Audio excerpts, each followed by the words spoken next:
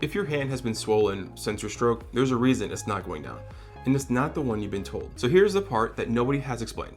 Elevation, compression, and massage, none of these treatments are wrong for swelling, but they're just helpers. They were never meant to be the actual thing that clears the swelling out of your hand and arm. So when you use these helpers as the main event for getting the swelling out, you're gonna get exactly what you have been getting. A little bit of relief for about an hour or so, and then right back to being puffy. Let's go back to what swelling normally is. Almost everyone, survivors, families, even a lot of clinicians, file hand swelling under the same category of just injury. You sprain your ankle, it swells, you rest it, and it goes down. And that's the model in everyone's head. And honestly, that makes complete sense, because for an injury, it's exactly right. Rest, elevate, and wait for it to clear. So after a stroke, you reach for the same playbook. Of course you do. It's the only one anyone has ever given you.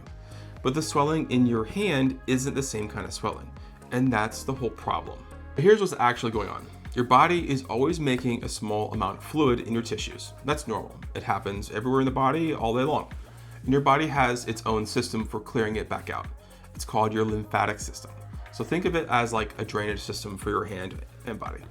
But here's the part that changes everything. That drainage system doesn't have its own pump. Like your heart pumps throughout the body, your lymphatic system doesn't have its own pump.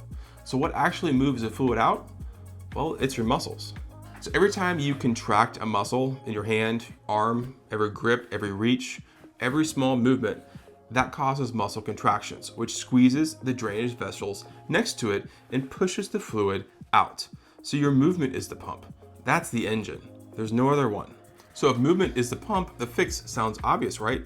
Just move the hand or squeeze a ball or push the swelling up towards your shoulder to get it out. Just get that fluid moving. And this is exactly where almost everyone gets it wrong, because that drainage system that I told you about earlier, the lymphatic system, is incredibly particular about how it's stimulated. It responds to one specific kind of input in a specific amount of pressure, in a specific direction, in a specific order. So if you get it right, that fluid is going to move out and stay out. And if you get it wrong, too much pressure, wrong direction, you're not just going to waste your time. You can actually make the swelling worse in your hand. And it's why the massage you may have been shown can quietly backfire. Because most people are taught massages that are good for inflammation type of swelling, but not lymphatic type of swelling. So lymphatic type of swelling needs a specific kind of massage to be able to push that fluid out. So there is a right way to run that pump, and you can do it with just one working hand. And I've already got a video on that walks you through the steps to help you start clearing that swelling. The link for that is in the description.